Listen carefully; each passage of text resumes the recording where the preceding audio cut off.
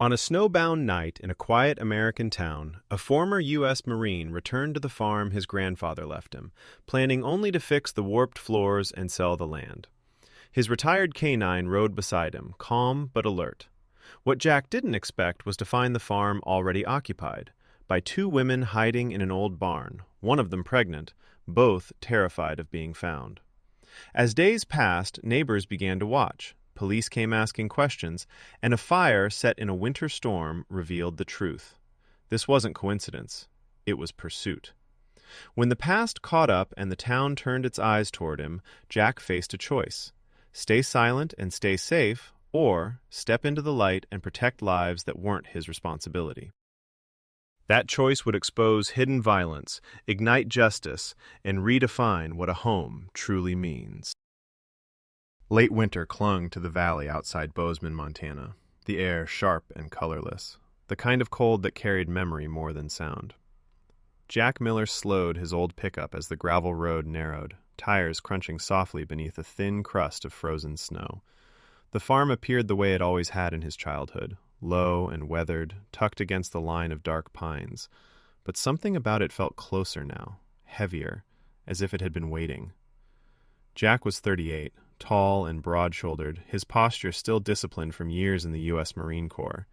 His face was angular and worn, with a trimmed beard that never quite hid the lines left by desert sun and sleepless nights overseas. People often mistook his silence for coldness, but it was simply the habit of a man who had learned that words, once spoken, could not be taken back. The death of his grandfather 3 months earlier had brought him here, not out of nostalgia, but necessity. The will was clear. The farm was his now. Jack intended to fix the sagging floors, make the place presentable, and sell it, or rent it, before the memories settled too deeply. In the passenger seat sat Rex, a 7-year-old German shepherd with a sable coat streaked black and tan, his ears alert even as his body remained still. Rex had served as a canine overseas, trained to detect danger long before it announced itself. Retirement had dulled none of that instinct. His amber eyes tracked the horizon as if expecting movement where there was none. Jack trusted that gaze more than he trusted people. Rex had seen Jack at his worst: panic, anger, grief, and had never flinched. The house was colder than Jack expected when he stepped inside. The air smelled faintly of ash, not old and stale, but recent, as if a fire had burned and died only days ago. He frowned, setting his bag down. The windows were shut, the door latched. On the kitchen counter lay a thin layer of dust, disturbed by fresh fingerprints. Jack's chest tightened. His grandfather had lived alone, and no one else had keys. He moved slowly through the rooms, noting details with the same careful attention he once used on patrol. A chair slightly out of place, the back door drawn closed more neatly than the front. Someone had been here. Maybe still was. By dusk, Jack had convinced himself it was nothing, perhaps a vagrant passing through before the property officially changed hands. He fed Rex, ate from a can, and settled into an uneasy sleep on the old couch, boots still on. Near midnight, Rex rose without a sound. His body stiffened, a low growl forming deep in his chest. Not aggressive, but warning. Jack was awake instantly. Rex's head turned toward the rear of the property, where the land dipped and the old barn sat half hidden by trees. Jack grabbed his flashlight and jacket, following the dog into the cold. The barn stood farther from the house than he remembered, its roof sagging, its boards dark with age. Light flickered briefly inside, then vanished. Jack stopped, heart hammering. "Who's there?" he called, his voice calm but firm. There was no answer, only the wind pressing through the cracks in the wood. Rex stepped forward, hackles raised, but did not bark. Jack pushed the door open. Inside, 2 figures recoiled in fear. They were women, young, huddled near a makeshift bed of blankets and crates. One stepped instinctively in front of the other. "Please," she said, her voice shaking, "don't call the police." She was Emily Carter, about 25, with dark brown hair pulled back in a messy knot and hands roughened by work. There was something steady in her eyes despite the fear, a guarded strength that suggested she had learned to endure. The second woman clutched her coat tightly, her frame slimmer, her face pale. Sarah Carter was younger, maybe 22, tall and slightly underweight, with light auburn hair that fell loosely around her shoulders. Her skin was fair, almost translucent under the lantern light, and her eyes were wide not just with fear, but exhaustion. She breathed shallowly, one hand unconsciously resting against her abdomen. Jack didn't move. He took in the scene, the organized corner, the neatly stacked firewood, the faint smell of soup. This wasn't vandalism. This was survival. "How long have you been here?" he asked. Emily hesitated, then answered honestly. 10 days. We thought the place was empty." Rex stood between Jack and the women, not threatening, not friendly, simply watching. Sarah flinched every time Rex shifted, yet there was no scream, no hysteria, only quiet desperation. Jack's eyes returned to Sarah, to the way she leaned slightly forward, protecting herself without realizing it. The truth settled in his chest with a weight he hadn't expected. She was pregnant. Far enough along that hiding it took effort, not far enough to make it obvious at a glance. His jaw tightened. 10 days wasn't long, but it was long enough for someone else to notice the smoke, the movement, the light, long enough for trouble to find them. He exhaled slowly, the way he had learned to do under fire. The farm, it seemed, had never been empty at all. Morning came slowly to the farm, pale light creeping across the frostbitten ground as if unsure it was welcome. Jack Miller stood at the kitchen window with a mug of black coffee, watching steam rise from his breath where the glass leaked cold. He had not slept much. The images from the barn, 2 frightened women, one visibly carrying more weight than fear alone, had followed him into the few shallow hours of rest he managed. Jack had always been like this. Once his mind locked onto a problem, it refused to release it. That habit had kept him alive as a Marine. It had also cost him relationships he never learned how to mend. Rex lay near the door, his large frame stretched but tense, ears flicking at every sound. The German shepherd's coat caught the early light, black along the spine, fading to warm tan on his legs and chest. 7 years old, scarred lightly on one ear from shrapnel overseas, Rex looked calm only to those who didn't know him. Jack did. The dog was waiting, not resting. Jack pulled on his jacket and stepped outside. The cold bit harder than the night before. He crossed the yard toward the barn, boots crunching over frozen dirt. Emily Carter was already awake. She stood near the doorway, shoulders squared, as if bracing for a blow that hadn't landed yet. In daylight, Jack could see her more clearly. Emily was average height, lean but strong, her dark hair pulled back with a strip of cloth. Her hands were rough, knuckles nicked and scarred, the kind of hands that had known tools and work rather than ease. Her face carried exhaustion, but also something steadier, a refusal to break no matter how close she'd come. Sarah sat on a crate behind her sister, wrapped in a heavy coat that looked too big for her. She was taller than Emily, her build narrow and fragile in comparison. Her auburn hair fell loose around her shoulders, catching on the frayed collar. Her skin was pale, almost translucent in the cold light, freckles faint across her cheeks. Sarah's eyes were soft but wary, the kind that watched people closely because she'd learned they could change without warning. When Jack approached, she instinctively shifted her weight, one hand resting low on her stomach, a gesture she seemed unaware of but could not stop. "I said I'd give you 1 night," Jack said, keeping his voice even. He had learned long ago that volume often frightened people more than meaning.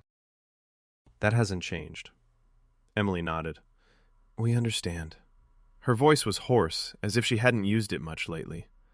"We'll be gone by tonight if you want." Jack studied the barn interior in daylight. It was cleaner than he'd expected. Blankets were folded, trash gathered neatly in a corner. A small cooking pot sat rinsed and drying upside down. Nothing was damaged, nothing stolen. This wasn't squatting out of disregard. This was hiding.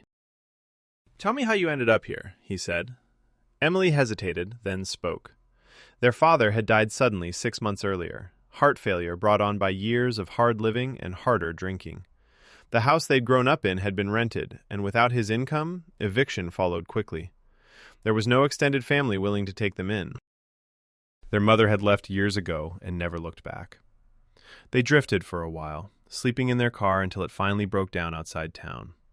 Someone had mentioned the old Miller farm, empty since Jack's grandfather rarely saw visitors and had been gone for months before anyone noticed. They hadn't known about the will. They'd only known it was quiet. Jack listened without interrupting, his face unreadable. Silence had always been his default response to pain, his own and everyone else's. Rex moved closer to the women, sniffing the air. Emily stiffened slightly, but the dog didn't growl. He didn't wag his tail either. He simply stood there, assessing. "You fed him," Jack said, more statement than question. Emily nodded again. "Scraps, when we had them." Rex's posture eased just a fraction. To him, food meant intention. It meant these people were not a threat. Jack felt a tightness loosen in his chest he hadn't realized was there. He told them they could stay through the day. No promises beyond that. Emily thanked him. Sarah only lowered her gaze, relief and fear mixing in equal measure. Jack returned to the house, but his attention stayed with the barn. Throughout the morning, he watched them from a distance as he checked the sagging floors inside. Emily worked without being asked, moving boards, sweeping, keeping the space orderly. She didn't rush. She didn't waste motion. It was the way soldiers moved when they'd been taught to respect effort. By afternoon, Jack noticed something else. Along one section of the barn floor, near where the wind cut hardest through the boards, planks had been reinforced from underneath. Not crudely, not temporarily, but properly. The angle of the supports was right, the nails were spaced evenly. This wasn't guesswork. Jack crouched, running a hand over the wood. His grandfather had taught him enough to recognize good work when he saw it. Emily caught him looking. "I didn't want it to collapse," she said quietly. "Sarah slipped once." Jack straightened slowly. He looked at Emily again, really looked this time, not as an intruder, but as someone who knew how to build something meant to last. The pieces shifted in his mind. These women weren't drifting without direction. They were surviving with what they had. As the sun dipped toward the mountains, Jack made his decision for the night. "You can stay," he said. "Just tonight. We'll talk in the morning." Emily let out a breath she'd clearly been holding for days. Sarah closed her eyes, tears slipping free despite her effort to stay composed. Rex lay down near the barn entrance, facing outward, his presence both barrier and guard. Jack turned back toward the house, the weight of choice settling heavily on his shoulders. He hadn't planned to protect anyone anymore. But standing there, watching the quiet order they'd carved out of desperation, Jack understood something had already changed. And beneath the barn floor, reinforced with careful hands, lay proof that this silence held more truth than he'd expected. The third morning arrived with a low gray sky, the kind that pressed down on the land and made decisions feel heavier than they already were. Jack Miller stood in the doorway of the house, jacket half-zipped, watching Emily and Sarah cross the yard from the barn. Frost clung to the ground, and their boots left shallow prints that would vanish by noon. Jack had spent most of the night awake, turning the same thoughts over and over. In the Marines, uncertainty had been an enemy. Out here it felt worse, because it came wrapped in faces that carried fear instead of rifles. Emily walked first, her pace steady and deliberate. In daylight, her strength was quiet but unmistakable. She carried herself upright, shoulders squared not from arrogance but habit, as if she had learned early that appearing weak invited trouble. Her dark hair was tied back tightly, keeping it out of her face, and her jaw was set with determination rather than defiance. Sarah followed more slowly. Tall and slender, she moved carefully, one hand resting at the small of her back now, the other near her stomach. The pregnancy softened her features without dulling them. Her pale skin looked almost fragile against the cold, freckles faint beneath tired eyes. Sarah's gentleness was not weakness. It was the result of someone who had learned to absorb pain quietly to protect others. Jack cleared his throat. "I'm not calling the police," he said. Both women stopped. Emily's eyes lifted first, sharp and searching. Sarah's widened, disbelief flickering across her face. Jack continued, measured and calm. "You can stay. Temporarily. No promises beyond that." Emily didn't speak right away.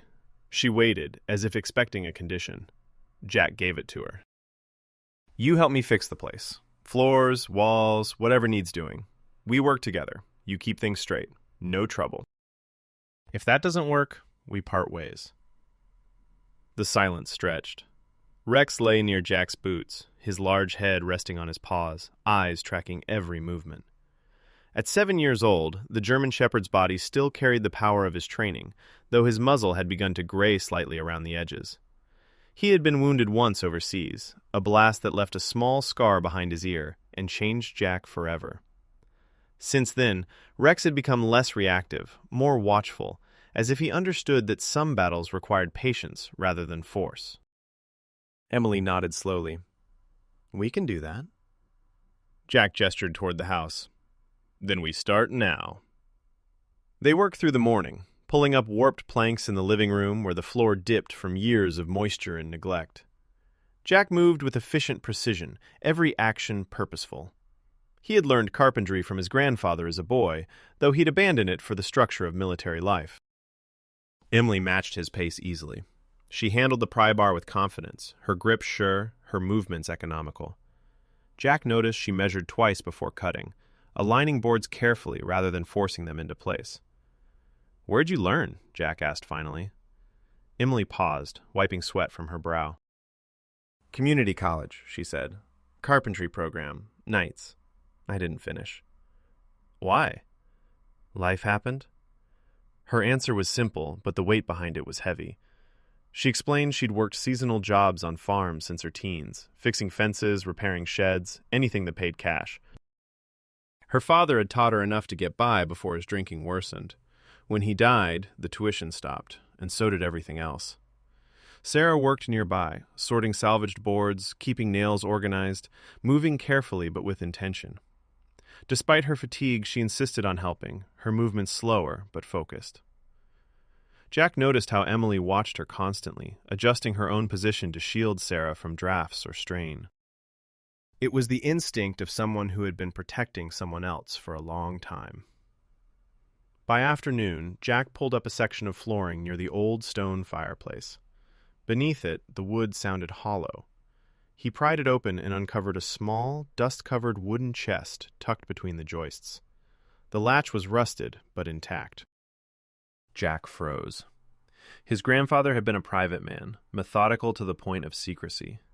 Jack had inherited that trait without ever understanding its origin. He carried the chest to the table and opened it slowly. Inside lay a bundle of yellowed letters tied with twine and a thin folder stamped with faded military markings. Jack's chest tightened. He recognized his grandfather's handwriting immediately. Firm, deliberate, written by someone who believed words mattered. He read the first letter alone, standing by the window. It spoke of a woman helped years ago, one who arrived frightened and bruised, carrying children and nowhere else to go. His grandfather wrote of defying orders once, of choosing people over protocol, and of the cost that followed. Jack's breath caught as the pieces aligned. The dates, the names. Carter. Jack looked up slowly at Emily and Sarah. Emily met his gaze, confusion turning to alarm as she saw his expression. Sarah stepped closer, her hand tightening at her side. Jack felt the room tilt as the realization settled inescapably. The woman his grandfather had written about, the one he'd sheltered, protected, and helped disappear from violence, was their mother. Jack closed the chest carefully. The deal he had offered that morning no longer felt like a coincidence. It felt like inheritance. He said nothing yet. He wasn't ready. But as Rex shifted closer to the women, positioning himself at their side without command, Jack understood the truth he could no longer ignore. This farm had been meant for more than repair. The change did not arrive all at once. It came in glances, in slowed trucks on the road, in the way conversations paused when Jack Miller walked into town for supplies. Bozeman had always been polite on the surface, but Jack understood this kind of silence. He had felt it before, in villages overseas where strangers were tolerated but never trusted. Out here, the weapons were different, but the instinct was the same. People noticed patterns. Smoke rising every morning from a farm long thought empty. The steady sound of hammering during daylight.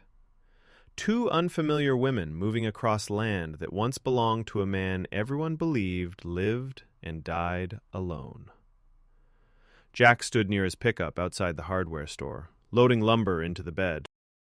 His broad frame filled the space easily, shoulders squared beneath his worn jacket, beard trimmed short, jaw set in the same guarded expression he wore in crowds. He was courteous but distant with people, a habit shaped by war and reinforced by loss. The Marines had taught him how to read danger quickly. Civilian life had taught him that danger often smiled first. Rex waited in the truck, watching through the open window, amber eyes alert, his sable coat catching the late afternoon sun. Back at the farm, Emily felt it too. She noticed how a woman walking her dog slowed near the fence, pretending to check her phone while counting the number of people in the yard. Emily was not tall, but she carried herself like someone who refused to shrink. Her dark hair was braided tightly now, her movements efficient as she stacked wood near the barn. She had learned long ago that visibility could be both shield and target. Sarah stayed closer to the house these days. The pregnancy had begun to show more clearly beneath her loose sweaters, rounding her slender frame. Her auburn hair was usually tucked beneath a knit cap, her pale skin quick to flush in the cold.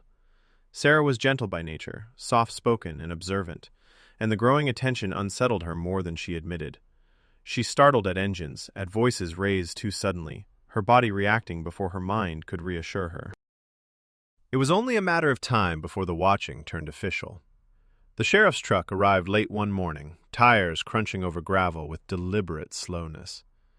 Deputy Mark Hollis stepped out first. He was a man in his early 40s, tall and lean, with a narrow face and a permanent crease between his brows, as if suspicion came naturally to him. His uniform was neat, his movements controlled, but his eyes lingered too long on details that didn't concern him. He had grown up in Bozeman, knew most families by name, and didn't like surprises.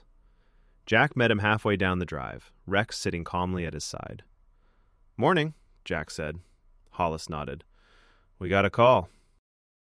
Report of squatters. His gaze shifted briefly toward the house, the barn, the women standing near the porch. "Mind explaining?" Jack produced the folded documents from his jacket without hesitation. Deed, will, everything in order. His hands were steady, his expression neutral. "Property's mine," he said. "Anyone here is with my permission."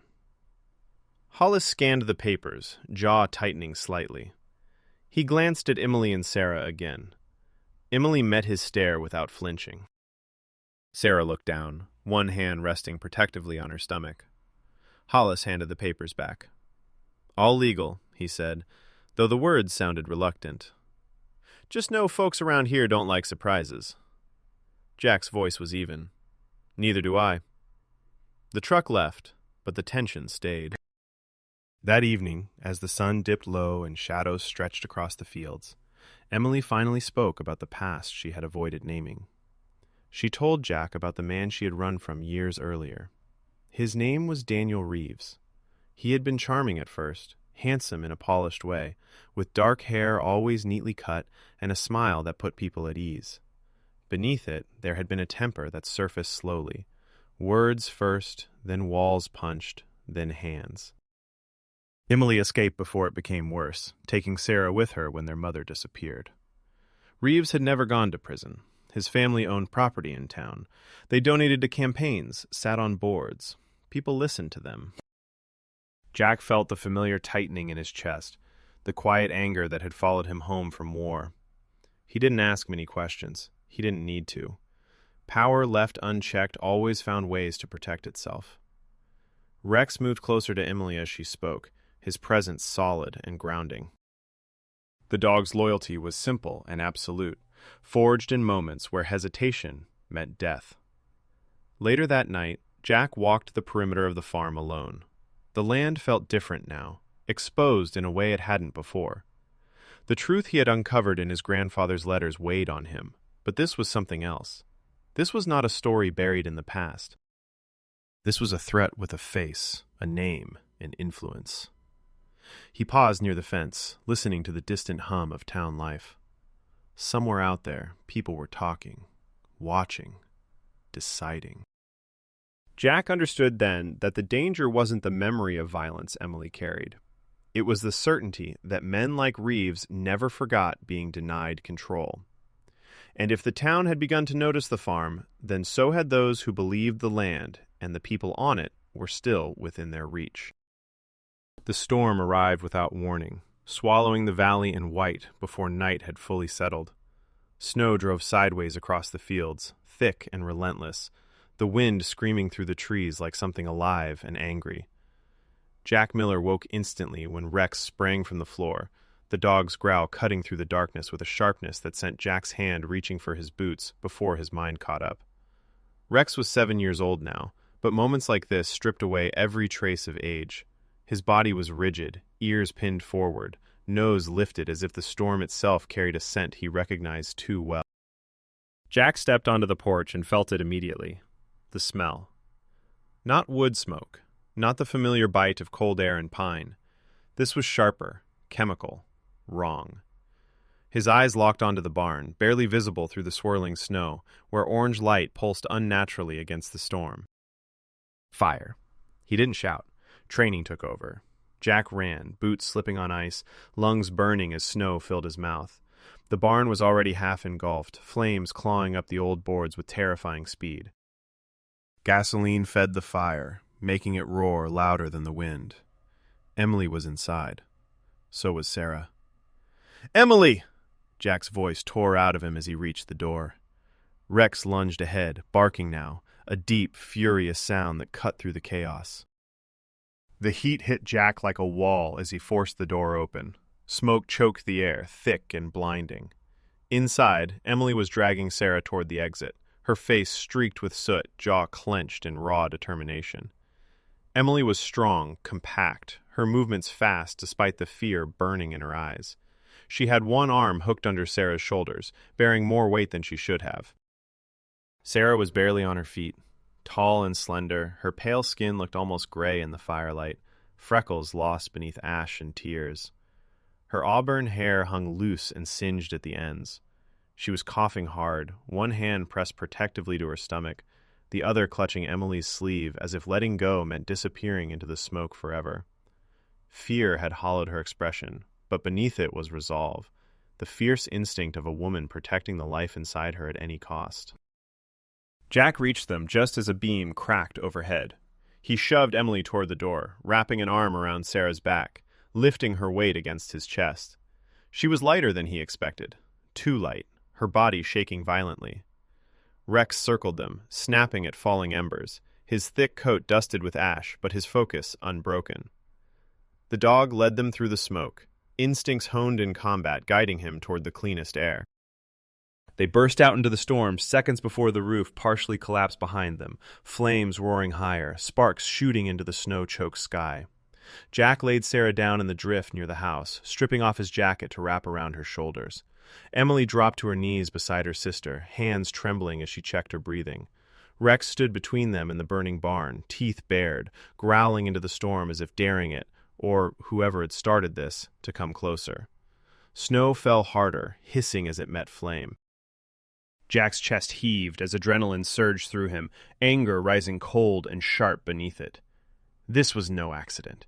He knew that before Rex even moved back toward the barn, nose low, tracking something beneath the smoke. Jack followed, staying clear of the heat as Rex circled the edge of the fire. The dog stopped abruptly, pawing at the ground near the barn wall. Jack knelt and saw it, the unmistakable dark sheen of gasoline soaking into the dirt. The smell undeniable now. Someone had done this on purpose. A sound cut through the storm, footsteps crunching fast over snow. Jack spun, heart slamming, catching a glimpse of a figure retreating beyond the fence line. The man was tall, bundled in a heavy coat, moving with urgency but not panic. He didn't look back. He vanished into the white before Jack could give chase, swallowed by the storm as completely as if he'd never existed. Sirens wailed faintly in the distance, carried on the wind from town. Emily looked up at Jack, her face streaked with tears and soot, fury burning through the shock. "He found us," she said, the words barely audible beneath the storm. She didn't need to say his name. As firefighters arrived and battled the blaze, Jack stayed near Sarah, watching her breathing steady slowly under the blanket. Rex refused to leave her side, pressing his body against hers, offering warmth and protection without command. Jack's gaze drifted back toward the barn, now a blackened skeleton against the snow. Near the fence, half buried where the runner must have stumbled, something caught the light of the fire truck's beam. Jack retrieved it quietly, turning it over in his gloved hand. It was a cheap metal key fob, scratched and worn, bearing the faded logo of a local bar just outside town, a place frequented by off-duty cops, contractors, men who knew each other well enough to keep secrets. It wasn't proof, not even close, but it was enough. Enough to know this wasn't over. Enough to understand the farm was no longer just watched. It had been marked. Jack closed his fist around the object, snow melting against his skin. He looked at Emily, at Sarah, at Rex standing guard beneath the falling snow. The storm raged on, but the truth was clear. Whatever safety they'd found here had just burned away, and the danger they faced was closer and more deliberate than any of them had wanted to believe. Morning came pale and brittle, the storm leaving behind a silence that felt heavier than the noise it replaced. Snow lay thick over the blackened remains of the barn, steam still rising faintly where fire had fought ice through the night. Jack had not slept. He sat at the kitchen table with a mug of untouched coffee, shoulders rigid, eyes fixed on the doorway to the small bedroom down the hall where Sarah rested.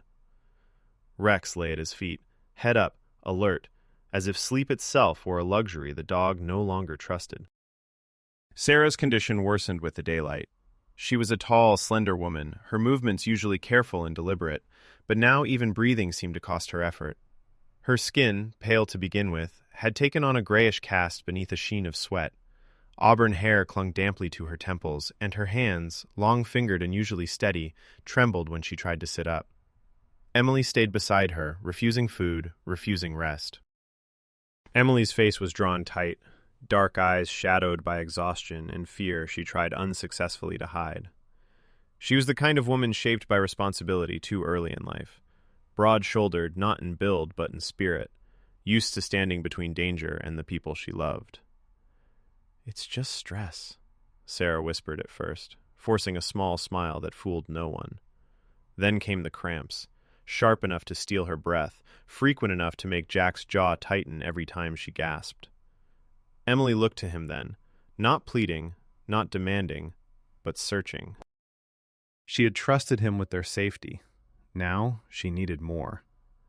Jack stood and paced once, twice, boots thudding softly against the wooden floor. Every instinct honed over years of service screamed at him to keep them hidden. Visibility had already brought fire to his land. Hospitals meant records, names, faces remembered. He knew small towns. He knew how information traveled faster than truth. If Daniel Reeves or anyone connected to him heard about a pregnant woman from the farm arriving at the ER, questions would follow. Eyes would turn back toward this place. But Sarah's breathing hitched again, pain flashing across her freckled face, and the calculation died where it stood. Jack retreated into the room at the back of the house where he had stored his grandfather's things. The wooden chest sat open on the floor, its contents disturbed from the night before. He reached in and pulled out one of the letters, the paper yellowed and brittle with age. His grandfather's handwriting was firm, slightly slanted, the words written by a man who had lived long enough to stop justifying his choices. Jack read the line again, slower this time. "A home isn't walls. It's who you protect." He closed his eyes. The barn was gone, the illusion of safety with it. Whatever line he thought he could walk between right and easy had burned away in the fire. When he returned to the kitchen, his decision was already made. "We're going to the hospital," he said. His voice was calm, but final. Emily stiffened. "Jack." "I know," he interrupted gently. "What it risks, what it brings." He knelt beside Sarah, lowering himself so his face was level with hers. Up close, she looked younger than her years, fear stripping away the composure she usually wore like armor. "I won't let anything happen to you," he said. It wasn't a promise of safety. It was a promise of presence. The drive into Bozeman felt longer than it ever had. Jack kept both hands tight on the wheel, eyes scanning every mirror, every side road. Rex sat in the back, body braced, watching the world pass with an intensity that matched his handler's. Emily held Sarah's hand, murmuring softly, grounding her through each wave of pain. By the time they pulled into the hospital parking lot, Sarah was crying openly now, tears streaking down her cheeks as fear finally broke through restraint. Inside, fluorescent lights hummed overhead. Nurses moved quickly, professionally. One of them, a middle-aged woman with silver-streaked hair pulled into a tight bun and eyes that had seen too much to judge easily, guided Sarah onto a gurney. She asked questions, names, weeks along. Sarah answered between breaths. Emily answered when Sarah couldn't. Jack stood back, suddenly conspicuous. Tall, broad, bearded, his presence drew glances. A veteran look was hard to hide, and he made no attempt to soften it. He felt Rex's absence keenly when hospital policy forced the dog to stay outside with security. But even then, Rex refused to lie down, sitting rigidly as if guarding the entire building through sheer will. Word traveled fast. Jack saw it in the way a nurse whispered to another, in the way a man in a work jacket paused too long near the admissions desk, eyes flicking toward Sarah's room. By the time a doctor emerged, a young man with tired eyes and a clipped, careful manner, Jack knew the cost of his choice had already begun to collect. "She's stable," the doctor said. "For now. But it's good you brought her in." Jack nodded once. Relief and dread tangled in his chest. As they waited, sirens echoed faintly outside, not for them, but close enough to tighten Emily's shoulders. Through the glass doors, Jack could see people gathering. Patients, visitors, locals who recognized a story when they smelled one. The farm fire, the pregnant woman, the Marine with the canine. Jack met Emily's gaze across the room. There was no blame in her eyes, only understanding. Whatever came next, it would come openly. The town was watching now, and there would be no way back into the shadows. The waiting room smelled of disinfectant and burnt coffee, a place designed for patience but hostile to peace. Jack stood near the window with his hands folded behind his back, shoulders squared by habit, beard shadowing a jaw that had learned to hold still under pressure. Outside, the parking lot filled and emptied, engines humming like distant surf. Rex lay at the threshold under the watch of a security guard, sable coat rising and falling, eyes fixed on Jack as if the two of them shared a single breath between walls. The truth came in pieces first, then all at once. A detective arrived. Caleb Morris, early 50s, iron gray hair cut close, face long and weathered, eyes tired but steady. He spoke without flourish, the way men do when they know facts carry enough weight on their own. A witness had come forward after the fire, shaken by what they'd seen on the road that night. The gasoline residue matched a container recovered from a truck registered to Daniel Reeves. Surveillance from a nearby business placed that truck near the farm during the storm. Reeves, when questioned, had cracked under the weight of his own certainty that influence would protect him. It didn't. The cuffs closed around his wrists with a sound that felt final even in the telling. The arson investigation widened. The town, suddenly attentive, learned how quickly power thinned when light stayed on it. Emily listened with her arms crossed, posture rigid, dark hair pulled back from a face that had learned to look straight at consequences. There was relief there, but it didn't bloom into joy. It settled instead into something quieter, a loosening in the chest. Years of watching doors, of measuring exits, don't vanish when a threat is named. She thanked the detective once, voice level, and then returned to the hallway where Sarah labored behind a closed door. Sarah emerged hours later on a wheeled bed, exhausted and radiant in equal measure, auburn hair damp and pushed back, freckles bright against skin warmed by effort. She had always been tall and slender, her gentleness a deliberate strength rather than a lack of it, and now it carried the steadiness of someone who had chosen to stay present through pain. The nurse placed the newborn into her arms, a small, fierce bundle with a voice like a claim, and Sarah laughed and cried at once, the sound breaking something open in everyone who heard it. Emily's hand covered her mouth, her shoulders shook, Then she smiled with a softness that had been absent for years. Jack didn't move until the nurse nodded him closer. He stood there, awkward as a man unused to sanctuaries, and looked at the child. The past pressed close. Mud and smoke and commands shouted into radios, but it loosened its grip. He felt something like permission. Rex, allowed in at last, stepped forward carefully, sniffed the air, then sat, tail sweeping the floor in a slow, solemn arc. The dog's amber eyes never left the baby, as if committing the moment to a ledger only he kept. News traveled faster than rumor now. By the time Jack drove them home, the road was lined with headlights that dimmed respectfully as they passed. The farm greeted them with snow-softened ruins where the barn had been, but the house stood firm, windows lit. Jack walked the land at dusk and made his decision without ceremony. He would not sell. He would stay. Bozeman had been a waypoint once. Now it was an answer. Rebuilding began the next week. Lumber arrived. Nails rang.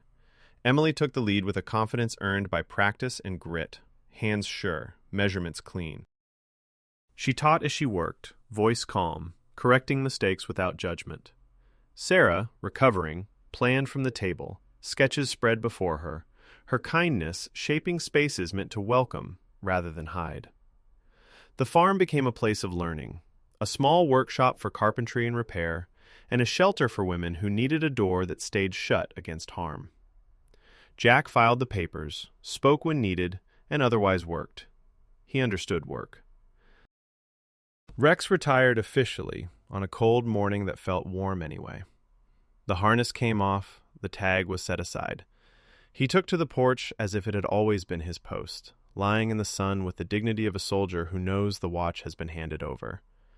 His muzzle had grayed, his body carried the easy strength of age, his loyalty had never required orders. The last boards of the floor went down at sunset. Jack stood barefoot on the new wood, testing the quiet. The field beyond the porch glowed gold and blue, the horizon opening like a promise that didn't rush him. Rex slept at his feet. From inside came the low murmur of voices, the baby's breath, the sound of a life continuing. Jack rested his hands on the railing and watched the light fade. For the first time since the war, the idea of staying felt lighter than the idea of running. He didn't chase the feeling, he let it arrive. A home, he understood at last, was not walls. It was who you protected, and who stayed to protect you back. Sometimes God does not send miracles as lightning from the sky.